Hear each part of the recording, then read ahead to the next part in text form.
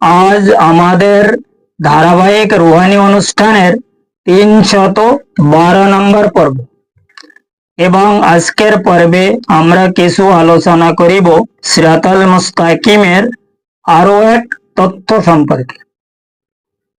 আর উক্ত উল্লেখকৃত সেই তথ্য হইল দুনিয়ার জমিনে প্রতি প্রত্যেক মানব গোষ্ঠীগুণের হক্কুল একিন সৃষ্টি না হইবার কারণ সম্পর্কে সঠিক দলিল প্রমাণ সহ এবং সম্পূর্ণ আধ্যাত্মিক দৃষ্টি অনুসারে অথবা দেহতত্ত্বের হিসাব অনুযায়ী আজকের পর্বে কিছু আলোচনা করা হইবে। কারণ উক্ত উল্লেখকৃত সেই মহাকঠিন রুহানি বিষয়কে যদি সঠিকভাবে উপলব্ধি করা যায় তবে বর্তমান জামানার প্রতি প্রত্যেক মানব গোষ্ঠী উপলব্ধি করিতে সক্ষম হইবে উক্ত হক্কুল একিন সৃষ্টি না হইবার আসল কারণ সম্পর্কে এবং সিরাতাল মুস্তাকিমের হাকিকি এলেম সম্পর্কেও প্রত্যেক ব্যক্তি আরো বহু এলেম অর্জন করার জন্য সঠিক রুহানি হিসাব অনুযায়ী এবং বাতিনি তালিম অনুসারে অবশ্যই সক্ষম হইতে পারিবে ইনশাআল্লাহ তাআলা। কাজেই এখন উপলব্ধি করার বিষয় হইল উক্ত হক্কুল একিন সৃষ্টি না হইবার সঠিক কারণ সম্পর্কে সেই মহান আল্লাহ পাক এবং তাহার নবী পাক সালাতুস সালামের প্রতিষ্ঠিত ধর্মীয় সংবিধানে তাহাদের কোনো দলিল আছে কি তাহাই আগে সঠিকভাবে জানিতে হইবে এবং পরে উক্ত বিষয় প্রমাণ সম্পর্কেও কিছু আলোচনা অবশ্যই করা হইবে। কারণ উক্ত হক্কুল একিন সৃষ্টি না হইবার সেই বিষয়কে যদি সঠিকভাবে রুহানি হিসাবে এবং ধর্মীয় দলিল অনুসারে মানব গোষ্ঠী উপলব্ধি করিতে সক্ষম হয় তবে প্রত্যেক মানব গোষ্ঠী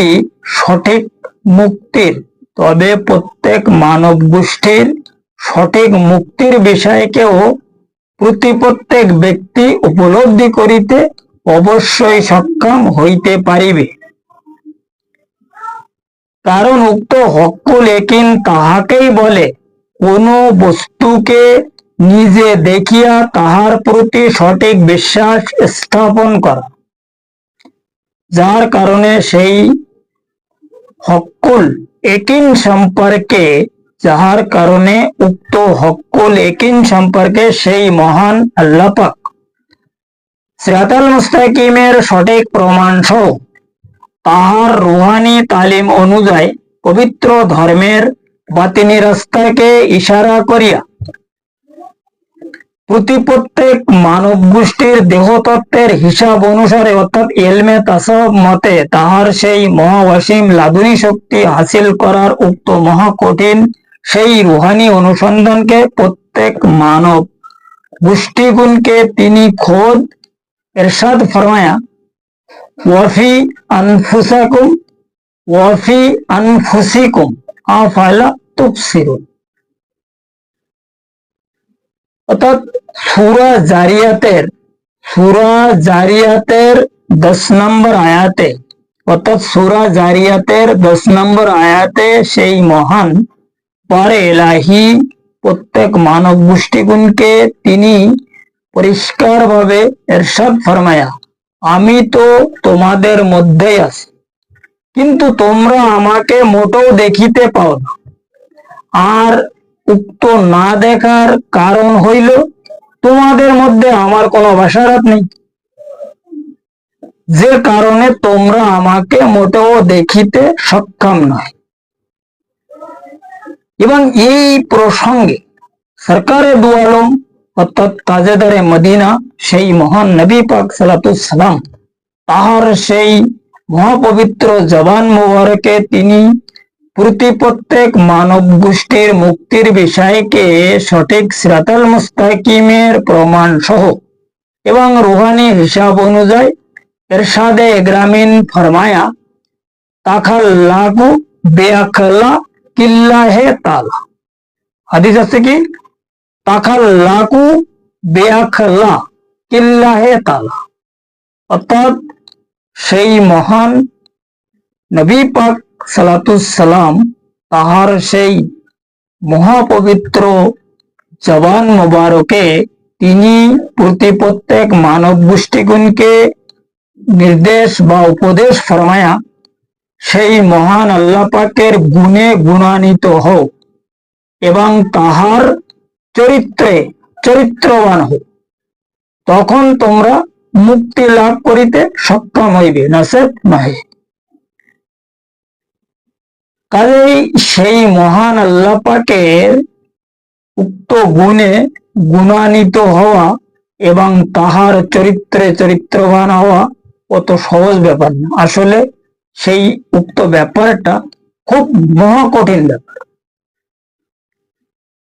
যার কারণে উক্ত বিষয়ে আমি একটি ওয়াকিয়া আপনাদের শুনাইতেছি, যেটা হচ্ছে এই সেই মহান আল্লাহ পাকের গুণে গুণান্বিত এবং তাহার চরিত্রে চরিত্রবান কিভাবে হওয়া যায়, এই বিষয়টা আমার আজকের এই যে ওয়াকিয়াটা আমি আপনাদের শুনাইতেছি, এই ওয়াকিয়ার মাধ্যমে বহু উপলব্ধি করিতে প্রত্যেক ব্যক্তি অবশ্যই সক্ষম হইতে পারিবে। এবং উক্ত ওয়াকিয়াটি হইল হিন্দুস্থানের শাহিনশাহ তাজেদারে আজমির খাজায়ে খাজগান সুলতানুল আউলিয়া মঈনুদ্দিন হাসান চিশতি সংজরি রহমতুল্লাহ আলাইহে হুজুর গরিব নেওয়াজ আতায়ে রাসূল রহমতুল্লাহ আলাইহে। তিনি একদিন তাহার খলিফা হুজুর সৈয়দনা খাজা কুতুবউদ্দিন বখতিয়ার কাকি রহমতুল্লাহ আলাইহের দরবার মোবারকে উপস্থিত হয়। এটা হলো দিল্লি। যখন তিনি ওই দরবারে উপস্থিত হয়, তখন ওখানে ওনার খলিফা খাজা কুতুবউদ্দিন বখতিয়ার কাকি রহমতুল্লাহ আলাইহ একটা মাহফিলের আয়োজন রাখে। আর এই মাহফিলের আয়োজন এবং খাজা গরিব নেওয়াজের আজমির শরীফ থেকে দিল্লি তশরিফ নেওয়ার, উনি যে আজমির শরীফ থেকে যে দিল্লি পৌঁছে গেছে, তাহার খলিফার দরবারে তিনি মাহফিল করিতেছে, এই খবর করাচি পৌঁছে গেছে পাকিস্তানে। খাজা শেখ ফরিদ উদ্দিন গঞ্জে শক্কর রহমতুল্লাহ আলাইহের দরবার পর্যন্ত। এবং খাজা ফরিদউদ্দিন গঞ্জে শক্কর রহমতুল্লাহ আলাইহি শুনে যে দাদা হুজুর আমার মুর্শিদ কেবলার দরবারে আসিয়াছে আর ওই জায়গায় তাহারা মাহফিল করিতেছে। এই কথা শোনার পরে ফরিদউদ্দিন গঞ্জে শক্কর রহমতুল্লাহ আলাইহে তাহার মুরিদ মাত্তার, তাহার যে সমস্ত যত মুরিদ ছিল দরবারে, সবাইকে বললো খুব জলদি জলদি তোমরা রেডি হয়ে যাও, এক্ষুনি দিল্লি যেতে হবে, এক্ষুনি। তো ওনারা বললো কি ব্যাপার? তখন ওখানে মাহফিল হচ্ছে, ও আমার দাদা হুজুর আসছে আতায়ে রাসূল, জলদি চলো। তো সবাই মিলে ওখান থেকে তড়িঘড়ি করাচি থেকে দিল্লি মেহরুলপুরের উদ্দেশ্যে রওনা হয়। এইবার ওখান থেকে যখন মেহরুলপুরের এরিয়ার মধ্যে ঢুকে, মনে করো মাহফিল আসছে কিছু দূরে এক জায়গায়, আর ওখান থেকে কিছু দূরে ওনারা বসে পড়ছে। বসে উনি চুপচাপ বসে আছে। তার সমস্ত ওনার যে ভক্তবৃন্দ যারা খলিফা ছিল, এরা টেনশন এসে গেছে। যেমন ওনার বড় বড় খলিফা ছিল যেটা সাবির পাক রহমতুল্লাহ আলাইহি, ওনার ভাগ্নেও ছিল, উনি আমার ভাগ্নে। তা উনি ছাড়া ওনার কাছে বেশি একটা কথা কেউ বলতে সাহস পাতেন না। নিজামুদ্দিন আউলিয়ার সাথে ছিল, নিজামুদ্দিন আউলিয়াও তাহার খলিফা। এনারা বলতে জিজ্ঞাসা করলো যে বাবাজান, আমরা তো দরবারের উদ্দেশ্যে আসলাম না, তো আমরা দরবারে যাই না, এখানে কি জন্য অবস্থান করিতেছি? তখন উনি বললো যে বেটা, দরবারে তো যাবো, কিভাবে যাবো ওখানে আমি? কারণ ওখানে আমার মুর্শিদ কেবলা, ওটা হচ্ছে আমার মুর্শিদ কেবলার দরবার, আর উনি আছে উপস্থিত। আর হিন্দুস্তানের শাহিনশা যিনি আমার দাদা হুজুর, তিনিও ওখানে উপস্থিত। এখন দুইজন এক জায়গায় রয়েছে। ওই দরবারে যে আমি কাহাকে প্রথমে ভক্তি সালাম জানাইব, এইটা নিয়ে আমি একটা বিরাট টেনশনে পড়ে গেছি। এটা যতক্ষণ আমার সিদ্ধান্ত না হবে ততক্ষণ পর্যন্ত এখান থেকে আমি যাব না। তোমরা বসে সবাই এখানে, আমরা এখানে অবস্থান করি, দেখি আল্লাহ তরফ থেকে কোনো ব্যবস্থা আসে। কিছুক্ষণ পরে মানে ওদিকে মানে খাজা গরিব নেওয়াজ রহমতুল্লাহ আলাইহি খাজা কুতুবউদ্দিন বখতিয়ার কাকি রহমতুল্লাহ আলাইহিকে ফরমাইতেছে, ওই কুতুব, বলে জি আব্বা, ওদের ফরিদ এসে বসিয়ে দিয়েছে, ওর আনার ব্যবস্থা কর। তো হ্যাঁ ঠিক আছে। তখন উনি একজন ভক্তরে বললো যে তুই যাইয়ে তাহাকে বলবি, কাহাকে, মতলব ফরিদউদ্দিন গঞ্জে শক্কর রহমতুল্লাহ আলাইহিকে বলবি যে আমার মুর্শিদ আপনাকে নিয়ে যাওয়ার জন্য আমাকে পাঠিয়েছে। ঠিক এতটুকু কথা বলবি, এর আগে কিচ্ছু বলবি। ঠিক আছে আব্বা। এখন ওই পান্নবী রহমতুল্লাহ আলাইহিকে পাঠানো হয়েছে। পান্নবী রহমতুল্লাহ আলাইহি যে ওনার ভাই সাহেবের মানে সালাম করেছে, ওনারা কোলাকুলি করার পরে বললো, কি ব্যাপার পান্নবী? তবে আমার মুর্শিদ আপনাকে নিয়ে যাওয়ার জন্য আমাকে এখানে পাঠাই আছে। তবে তাই, চলো তুমি আমার আগে আগে চলবো আর আমি তোমার পিছিয়ে পিছিয়ে যাবো। তবে ভাইজান একটা কিরম কথাবার্তা বললো, আপনি আমার পিছিয়ে চলবেন, এটা তো হবে না, এটা আব্বারও নির্দেশ নেই, বলে এটা আজকে আমার নির্দেশ। আজকে আমি ওই মাহফিলে যাচ্ছি, নিয়ে যাওয়ার মালিক হচ্ছিস তুই, আজকে তুই আমার মালিক। তবে ঠিক আছে, তবে ওই পর্যন্ত, যতক্ষণ পর্যন্ত আমি মাহফিলে আপনাকে উপস্থিত করাই দেবো ততক্ষণ পর্যন্ত আপনার আগে চলবে, এর আগে কিন্তু আগে চলতে পারবো। বলে হ্যাঁ ঠিক আছে। এখন ওই জায়গা থেকে যখন পান্নবী রহমতুল্লাহ আলাইহি আগে আগে ফরিদউদ্দিন গঞ্জে শক্কর রহমতুল্লাহ আলাইহি পিছিয়ে পিছিয়ে দরবারে পৌঁছে গেছে। দরবারে পৌঁছে যাওয়ার পরে উনি জিজ্ঞাসা করলো যে, এই পান্নবী, কে পাঠাইছিল আমাকে এখানে নিয়ে আসার জন্য? তো বললো, বাবাজান কেবলা। যখন উনি যাইয়ে বাবাজান কেবলাকে যখন মানে ভক্তি দিতে গেছে, ওই ভক্তি যখন উনি দেওয়ার জন্য মাথা ঝুঁকাইছে, সাথে সাথে উনি এই ওনার এই দুই কি কয় এটারে, এটা কি আমরা পাগলো বলি, এই ঘটনা ধরিছে। ঘটনা ধরে খাড়া করলো, বললো খাড়া করে এক হাত দিয়ে ওনার এই হাত ধরিছে, আর এক হাত দিয়ে এই গলায় লাগাইছে, এই ঘাড়ে গর্দানে লাগাইছে। ঠিক এইভাবে লাগাইয়ে হুজুর সৈয়দনা গরিব নেওয়াজ যে কদমাইন শরীফে নিয়ে ঢেলে দেন, বললে এইখানে ভক্তি করো পয়লা। তো যখন ওখানে নিয়ে খাড়া করতেছে ওনাকে ওইখানে ভক্তি করার জন্য, যখন উনি ওখানে ভক্তি করতে গেছে, তখন খাজা মাইনুদ্দিন হাসান চিশতি সন্দেরি রহমতুল্লাহ আলাইহি গরিব নেওয়াজ আতায়ে রাসূল কি করেছে, এইবার শোনো কথা। উনিও ঠিক যখন ওনাকে ভক্তি দিতে গেছে, ওনার মুর্শিদ অর্থাৎ খাজা কুতুবউদ্দিন বখতিয়ার কাকি রহমতুল্লাহ আলাইহি ঠিক যে কায়দায় ফরিদউদ্দিন গঞ্জে শক্কর রহমতুল্লাহ আলাইহিকে এই দুই পাগলো ধরিয়াছিলেন, ঠিক ওই কায়দায় খাজা গরিব নেওয়াজ রহমতুল্লাহ আলাইহি তাহার পাগলো ধরে এইভাবে ঠিক ওনার মুর্শিদের কায়দায় এক বাজু ধরেছে আর এক হাত গর্দানে লাগিয়ে ওনার মুরিদের পায়ের মানে মুর্শিদের পায়ের উপরে ঢেল দিয়েছে। ওনার মুর্শিদ আর এনার মুরিদ কোন, খাজা কুতুবউদ্দিন বখতিয়ার কাকি রহমতুল্লাহ আলাইহি। তা খাজা কুতুবউদ্দিন বখতিয়ার কাকি রহমতুল্লাহ আলাইহির পায়ে যখন নিয়ে উনি উপস্থিত করেছে, করে বলল, যাহার মুর্শিদ তাহার জন্য যথেষ্ট, তুমি পয়লা প্রথমে ভক্তি তাহাকে করো।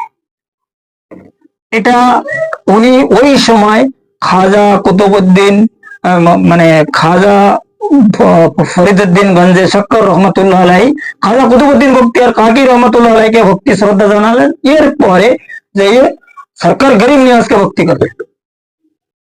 এই যে ব্যাপারগুলো, এনারা এত বড় একজন জবরদস্তের ওলি ছিলেন।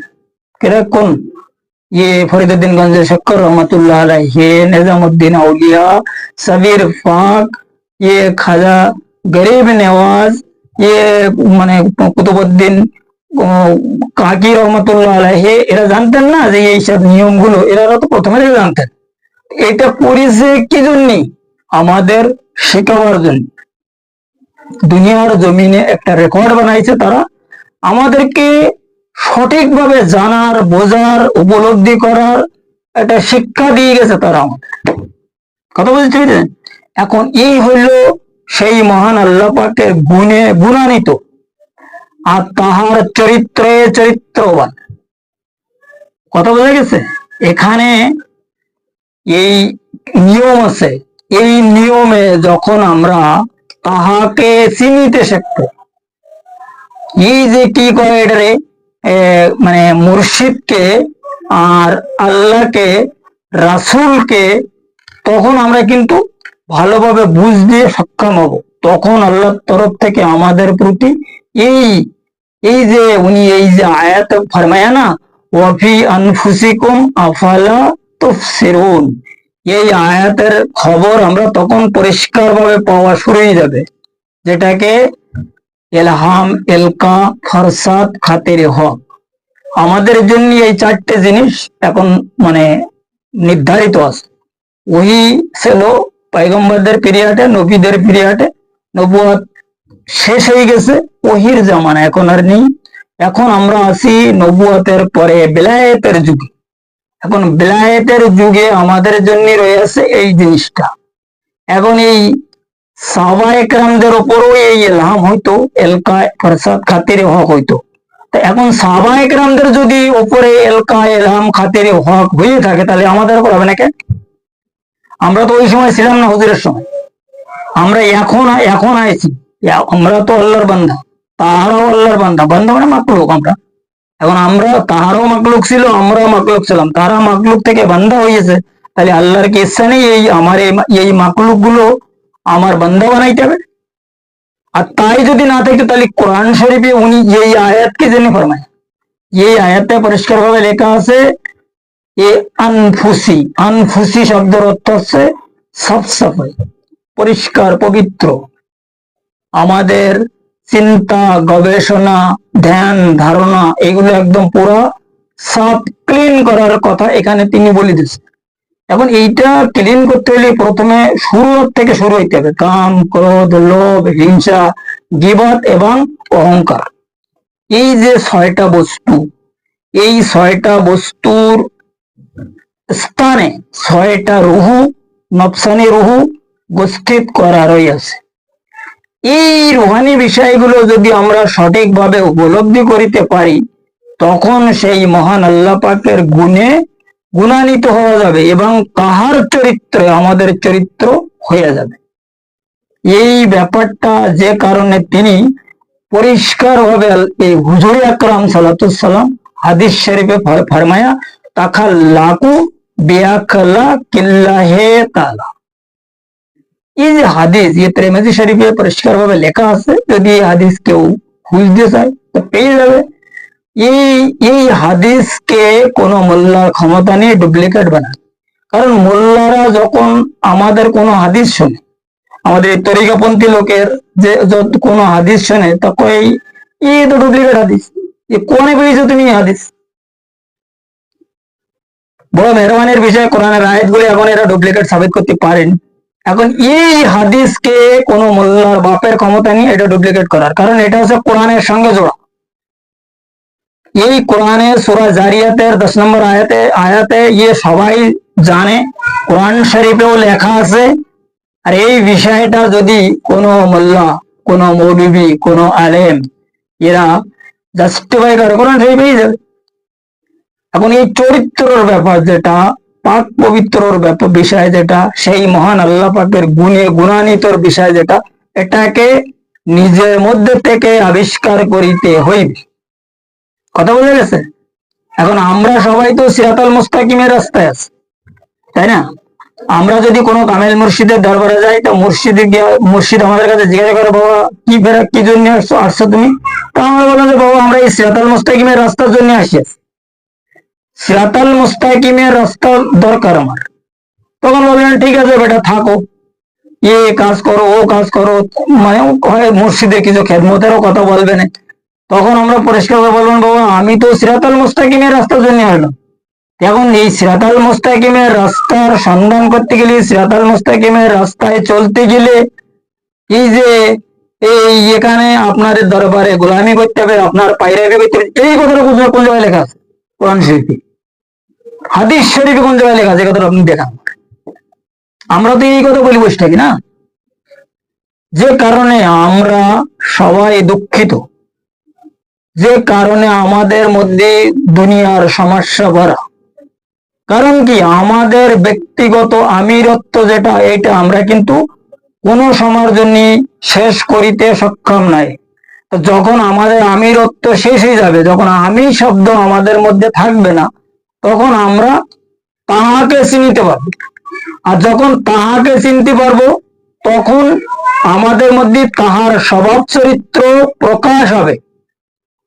আর ওই স্বভাব চরিত্র যখন আমাদের মধ্যে প্রকাশ হবে, তখন আমরা তাহার গুণে গুণান্বিত এবং তাহার চরিত্রে চরিত্রবান হয়ে যাই। এই বিষয়টা যদি একটু ভালোভাবে আমরা গবেষণা করি, আমরা ভালোভাবে চিন্তা ভাবনা করি, চলি, যেটা চলার জন্য পরিষ্কার ভাবে ফরমায়া, মান সালাকা তরিকি ফাহুয়া আওলাদি। তরিকা অবলম্বন করতে হবে। কোনো একটা কাজ করতে গেলে সিস্টেম, নিয়ম লাগে। তা ঠিক তদেরূপ অনুযায়ী যদি আমরা কোনো ধর্ম করিতে চাই, মুক্তির বিষয়ে ইবাদত করিতে চাই, তা ওর একটা নিয়ম শৃঙ্খলার দরকার আছে। আর যে নিয়ম শৃঙ্খলাকে আমাদের বোঝার এবং জানার জন্য সেই মহান আল্লাহ পাক এবং তার নবী পাক সালাতুসসালামের হাদিস শরীফ আর তাহার কোরআন শরীফ আমাদের মধ্যে তাহারা প্রদান ফরমায়, যে তোমরা এর থেকে তোমাদের মুক্তির বিষয় যে মানে কি কয় ম্যানিফেস্ট বা নিয়ম কানুন, আইন কানুন, এটা তোমরা সংগ্রহ করো। আর ওই আইন কানুনের উপরে এইটা সরজমিনে প্র্যাকটিক্যাল ভাবে আমার আহলে বায়াতের ওসিলায় তোমরা যখন এই জিনিসটা ইউজ করবা, ব্যবহার করবা, ইবাদত বন্দিগিরি আদায় করবা, তখন তোমরা হক্কুল একিনে পৌঁছতে পারবা। হক্কুল একিন মানে কি, কোনো বস্তুকে স্বচক্ষে দেখা। একটা হচ্ছে শুনিয়ে বিশ্বাস করা, আর একটা হচ্ছে জানিয়ে বিশ্বাস করা, আর একটা হইলো দেখিয়ে বিশ্বাস করা। এখন আমাদের এই হক্কুল একিনটা হচ্ছে দেখিয়া, এই আমার এই চর্মচক্ষে দেখিয়া বিশ্বাস করা, এটার নাম হইলো হক্কুল একিন। যে কারণে আজকের আমাদের এই প্রোগ্রামের নাম হইল হক্কুল একিন সৃষ্টি না হইবার কারণ সম্পর্কে। হক্কুল একিন আমাদের মধ্যে এই কারণে সৃষ্টি হয় না, আমাদের ভিতরে প্রত্যেকের যে আমিরত্ব বস্তুকে আমরা আসলে ধ্বংস করিতে কেউ সক্ষম না। যতক্ষণ পর্যন্ত আমরা আমাদের নিজের আমিরত্বকে শেষ করিতে সক্ষম না হইব, ততক্ষণ পর্যন্ত আমাদের মুক্তির বিষয়ে কোন রাস্তা খুলিতে সক্ষম নহে। এখন এই মতলব খাজা মঈনুদ্দিন হাসান চিশতি সংজরি রহমতুল্লাহ আলাইহি গরিব নেওয়াজ আতায়ে রাসূল এই যে ওয়াকিয়াটা বানাইছে, তাহার ভক্তবৃন্দ খলিফা, বড় বড় খলিফাদের নিয়ে, কি জন্য এটাকে তিনি একটা রেকর্ড বানাই গেছে, তাই না? এই যে মতলব নমরুদ, ফিরআউন, সাদ্দাত, এরা যে সমস্ত কাজ কারবার করেছে, আল্লাহ মনে করলে এদের তো মশা মাছের মতন ডলি দিতে পারতেন, কিন্তু এটা করেছে কি জন্য, করাইছে কি জন্য তাদেরকে? এটা রেকর্ড বানাইছে, যে রেকর্ডের মাধ্যমে তোমরা আল্লাহর হিসাব কিতাব সম্পর্কে, তিনি যে এত কিছু বানাইছে, এসব ব্যাপারে তোমরা কিছুটা উপলব্ধি করিতে পারো, তাই না? তিনি পরিষ্কার হাদিস শরীফে, হাদিস কুদসির মাধ্যমে ফরমাইতেছে যে আমি আমার নিজের রূপে আদমকে সৃষ্টি ফরমাই, ইন্নাল্লাহ খালাকা আদামা আলা সুরাতি। এখন তিনি যে আদমকে তাহার নিজের রূপে সৃষ্টি ফরমায়া, ওই যে ক্বালা রাব্বুকা লিল মালাইকাতি ইন্নী জাইলুন ফিল খলিফা, এই যে আয়াত আমাদেরকে তিনি পরিষ্কার ভাবে কোরআন শরীফের মধ্যে লিখে পাঠাইতেছে, কি জন্য? আমাদের দুনিয়ার জমিন এগুলো প্রকাশ করা তার দরকার কি? সে আদম বানাইছে, সে খোদ তার চেহারা, তার সুরতে আদমকে সৃষ্টি করেছে, এটা তো তার ব্যক্তিগত ব্যাপার, সে তো আলিমুল গায়ব, সে যা ইচ্ছে তাই করতে পারে, তার তার মর্জি। কিন্তু এই জিনিসগুলো আমাদের জানাবার কারণ কি, যে আমি কোন রূপে আছি, কোন অবস্থায় আছি, কিভাবে থাকি, তোমরা আমার চেনার জন্য একটা সক্ষম হও। এবং এই অবস্থাগুলো বোঝার জন্য তিনি এই লাখ লাখ পয়গম্বর, লাখ লাখ ওলি, আরো পাতা নেই কত কিছু করেছে। তাহার মেহবুবকে তিনি দুনিয়ার জমিনে মানবীয় ড্রেসে পরিধান করেছে, তাহার গলায় একটা কাটার হার পরাইতেছে, দিয়ে সে 63 বছর এই দুনিয়ার জমিনে ওই কাটার হার সে ধারণ করে কি যন্ত্রণা ভোগ করে গেছে, এটা তো আমরা সবাই জানি, তাই না? আর তিনি এই যন্ত্রণার মধ্যে থেকে আমাদের একটা টাইটেল দিয়ে গেছে কি, উম্মতে মুস্তাফা হওয়ার জন্য। কিন্তু ইয়ে টাইটেল আমাদের কারোর পছন্দ হয় না। আমরা তো কেউ উম্মতে মুস্তাফা হওয়ার জন্য তৈরি নেই। আমরা কেউ ये ফেরকা, কেউ ও ফেরকা, কই সে ফেরকা, পাতা নেই কত ফেরকা, 3-13 ফেরকার মধ্যে আমরা সব মানে জর্জরিত। আমরা আসলে কিন্তু কই উম্মতে মুস্তাফা হতে রাজি না। কথা বোঝা গেছে? এখন এই উম্মতে মুস্তাফা হতে গেলে এখানে প্রথমে দরকার তাজকিয়া নফস, ফের তাসফিয়া কলব, ফের হকুল ইয়াকিন। এই হকুল ইয়াকিন সম্পর্কে এই আজকের যে আলোচনা, এই কারণ এর পরে আরো অনেক কিছু দরকার। এই হকুল ইয়াকিন, কাশফি ঈমান, তাজাল্লি রুহু, এর পরে সিরাতাল মুস্তাকিমের রাস্তা শুরু হয়। ওখানতে ফানা ফিল্লার আরো অনেক মোকাম আছে। সেই মোকামগুলো হাসিল করার পরে তারপরে ধীরে ধীরে ওই আমাদের মধ্যে আল্লাহ রাব্বুল আলামিন ইজ্জতের গুণ প্রকাশ হতে থাকে, তার গুণে গুণান্বিত হতে থাকে, তার চরিত্রে চরিত্রবান হতে থাকে। আর এই চরিত্রবান সেই সময় পুরো হয় যখন একজন পুরা হয়, যখন একজন ব্যক্তি মাকামে ওয়াসেলে পৌঁছে যায়। আর মাকামে ওয়াসেল কোথায়? মাকামে ওয়াসেল হচ্ছে সাত আলম আহাদিয়াত মোকাম। এই আহাদিয়তের যে মোকাম, যে আলম, এটা হচ্ছে সেই মহান আল্লাহ পাকের খোদ নিজস্ব আলম। তিনি সেই আলমে তানাই ভাবে আছে। এখন ওই আলমে যারা পৌঁছতে পারে তারাই আল্লাহর দোষ হইবে। এখন আমরা যদি কোনো জায়গায় একটা বিরাট অসুবিধার মধ্যে থাকি, এখন ওইখানে যদি কোনো ব্যক্তি যে আমাদের একটু সাহায্য করে, আর কেউ দেখো আমাদের ওখানে আর কেউ জাতি ব্যক্তি না, কেউ আসেও না, কিন্তু কোনো ব্যক্তি অনেক মানে ত্যাগ প্রতিজ্ঞার উপরে আমাদের সঙ্গে দিয়ে সাহায্য করতেছে, সে আমাদের দেখাশোনা করে, তো ওই ব্যক্তির উপরে আমাদের কিরকম মহব্বত হয়ে যাবে, ওর সঙ্গে আমাদের একটা বিরাট ভালোবাসা হয়ে যাবে না? ঠিক তদ্রূপ ব্যাপার। তিনি আলমে ওয়াহাদিয়াত মোকামে তাহাই অবস্থায় রয়েছে, তাহার ওই পর্যন্ত যে পৌঁছতে পারে যে মাকলুক, তার সঙ্গে তার দোস্তি হইবে। আর যখন তার সঙ্গে তাহার দোস্তি হয়ে যায়, তিনি তখন তাহাকে কিছু প্রদান করবেন। আর এই প্রদানকৃত বস্তুর নাম হইল এলমে লাদুন। কথা বলে গেছে? এই এলমে লাদুনি শক্তি যারা হাসিল করতে পারিয়াছে, তাহারাই এই বিষয় মানে মানুষের প্রশিক্ষণ দেওয়ার জন্য সক্ষম অর্জন করিয়াছে। তাদের কাছে সবসময়ের জন্য এলকা এলহাম ফরসাদ খাতিরে হক আসিতে আছে, যেটাকে ওহির মাধ্যমে হযরত জিবরাইল আলাইহিস সালাম নবী পয়গম্বরদের কাছে নিয়ে আসিতেন। এই জিনিসটা এখন এই এলকা এলহাম ফরসাদ এবং খাতিরে হকের মাধ্যমে ওলি আল্লাহদের কাছে আসিতেছে। কিন্তু এই পর্যায়ের ওলি, এই পর্যায়ের মুর্শিদ যদি আমরা ঠিকভাবে ম্যানেজ করিতে পারি, তখনই আমরা সিরাতাল মুস্তাকিমের রাস্তায় দাখিল বা শামিল হওয়ার জন্য সক্ষম হইব, যে ব্যাপারে তিনি কোরআন শরীফে বলিতেছে, আমায় ইউদলিল ফালান তাজিদ লা ওলিয়াম মুরশিদা। এখন এই আল্লাহর যে দালাল, আল্লাহর যে দোষ, এদেরকে যদি আমরা একটু খুঁজে বাহির করতে পারি এবং এদের যদি আমরা সঠিকভাবে পায়রবি করিতে পারি, আমাদের নিজের ব্যক্তিগত আমিরত্ব ত্যাগ করিয়া, তখন আমরা হকুল ইয়াকিন খুঁজে পাব। হকুল ইয়াকিন সেই সময় আমাদেরকে হাসিল হয়ে যাবে। আর এই হকুল ইয়াকিন হাসিল হওয়ার পরে তখন ধীরে ধীরে আমাদেরকে কাশফি ঈমান সৃষ্টি হইবে। কথা বোঝা গেছে? এই কাশফি ঈমান সম্পর্কে আগামী পর্বে ইনশাআল্লাহ তাআলা আলোচনা করা হইবে। এ বিষয়েও আলোচনা করার দরকার আছে, কারণ এর আগে এই যে হকুল ইয়াকিন সম্পর্কে আজকের পর্বে আলোচনা করা হইলো, এর আগে তাসফিয়া কলব, তাজকিয়া নফস এসব সম্পর্কে আলোচনা করা হয়েছে। মাঝখানে কিছু কারোর একটা প্রশ্ন ছিল, তাই একটা প্রোগ্রাম আমি অন্য কায়দায় করেছি। সেটা হচ্ছে সে ওই কোনো একজন ব্যক্তি জানতে চাইছিল ওই বিষয়টা জানার জন্য, নাই প্রোগ্রামটা কালকে দেওয়ার কথা ছিল। কথা বোঝা গেছে? আমি সাবজেক্ট বাই সাবজেক্ট একটা প্রোগ্রাম বানাচ্ছি। আমার এই প্রোগ্রামের মাঝখানে কেউ যদি ডিস্টার্ব করে, এইগুলো আমার একটু অসুবিধা হয়। এই জন্য আমি ডিসক্রিপশনে একটা নাম্বার দিয়ে রাখেছি। যদি কেউ আমার ওই নাম্বারের সাহায্য আমার সঙ্গে প্র্যাকটিক্যাল যোগাযোগ করিয়া সে আমার সঙ্গে কথা বলার চিন্তা ভাবনা করে, তাহলে এটা খুব ভালো হবে। এই ডিসক্রিপশনে লেখা, প্রশ্ন ডিসক্রিপশনে করা, ও প্রশ্ন ডিসক্রিপশনে করা, এগুলো আসলে আমি পছন্দ করি। এর মাঝখানে কি অনেক লোক নারাজ হয়ে যায়, কারণ আমি তো ধারাবাহিক আলোচনা করিতেছি।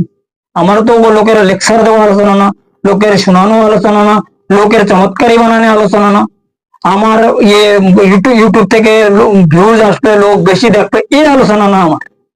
আমার আলোচনা হইল ধারাবাহিক ভাবে সাবজেক্ট বাই সাবজেক্ট, এলমে ফিকার থেকে শুরু করিয়া এলমে তাসাউফ, এরপরে এলমে লাদুন, একজন ব্যক্তির মানে মায়ের গর্ভ থেকে আর মুক্তির স্থান পর্যন্ত, সেই মহাকঠিন শেষ বিচার দিবস পর্যন্ত, এর মাঝখানে আমাদের যে একটা ইতিহাস আছে, এই ইতিহাস সম্পর্কে আমি মানুষের একটা বায়োডাটা দিচ্ছি। এটা হচ্ছে সিরাতাল মুস্তাকিমের ধারাবাহিক আলোচনা। এখন এই রুহানি অনুষ্ঠানে যে ধারাবাহিক আলোচনা, এর মাঝখানে যদি কেউ বিভিন্ন প্রকারের প্রশ্ন করে এটা ডিস্টার্ব করাই দেয়, এটা ভালো লাগে না। কারণ যখন আমি তাহাদের এই প্রশ্ন জবাব দিতে যাই ওই ব্যাপারে, সে বহুত লম্বা কথা। আর এইসব কথা কোনো প্রোগ্রামের মধ্যে ঢুকলে ও প্রোগ্রাম ঠিকভাবে বলা যায় না, না তার প্রশ্ন ঠিকভাবে বলা যায়। এই জন্য তার প্রশ্নের জন্য আমার আলাদাভাবে একটা প্রোগ্রাম বানাতে হয়। যে কারণে আমি কালকে ওই কোনো ইয়াকুব হোসেন না কি যেন নাম, ওনার ওই প্রশ্ন ছিল একটা, ওটা আমি কালকে সুন্দরভাবে তাকে একটা বুঝাই দিচ্ছি। পাত্তা নিচে বুঝতে পেরেছি কি না পেরেছি। এখন এইভাবে আমারকে কই ডিস্টার্ব করিবেন না, এটা আমার অনুরোধ সবার প্রতি। যদি কেউ কারোর পরিষ্কারভাবে জানার দরকার হয়, আমার নাম্বার 24 ঘন্টা চালু থাকে। যে কোনো টাইমে অনলাইনে আমার সঙ্গে যোগাযোগ করা যাবে, অফলাইনেও যোগাযোগ করবে, কোনো অসুবিধা নেই। কেউ অনলাইনে কথা বলতে পারবে, কেউ অফলাইনেও কথা বলতে পারবে, যার যেটা অবস্থা। যদি কেউ আউট অফ ইন্ডিয়ার মধ্যে থাকে তারা অনলাইনে কথা বলবে, আর যারা আমাদের ইন্ডিয়ার মধ্যে তারা তো অফলাইনে যে কোনো টাইম কথা বলতে পারবে। কথা বুঝছেন? যাই হোক, আজকের আলোচনা এই পর্যন্ত রাখা হইল। আগামী পর্বে সিরাতাল মুস্তাকিমের আরো অন্যান্য বিষয় কিছু রুহানি আলোচনা সম্পূর্ণ দলিল প্রমাণ সহ এবং আধ্যাত্মিক দৃষ্টি হিসাবে মানব গোষ্ঠীর কাশফি ঈমান সৃষ্টি না হইবার কারণ সম্পর্কে কিছু আলোচনা অবশ্যই করা হইবে, যদি আমার সেই মুর্শিদ মাওলা তাহার মানে মহা অসীম অনুগ্রহ মোবারকে তিনি আমার প্রতি দয়া ফরমায় ইনশাআল্লাহ তাআলা।